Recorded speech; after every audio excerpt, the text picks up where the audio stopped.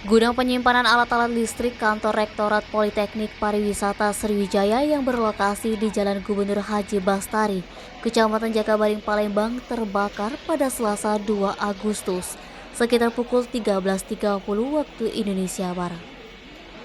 Kepala Pos Pemadam Kebakaran Seberang Ulu 2 Palembang, Septa Adriansa mengatakan, api diduga berasal dari gudang penyimpanan alat-alat listrik. Pos Pemadam Kebakaran Seberang Ulu 2 Palembang menerjunkan 8 unit kendaraan untuk memadamkan api. Proses pemadaman berlangsung sekitar 15 menit. Kabaks Polrestabes Palembang AKBP Kunto S. Hartono menambahkan, pihaknya mendapatkan informasi kebakaran sekitar pukul 14.40 waktu Indonesia Barat. Berdasarkan informasi itu, pihaknya langsung menuju lokasi kebakaran.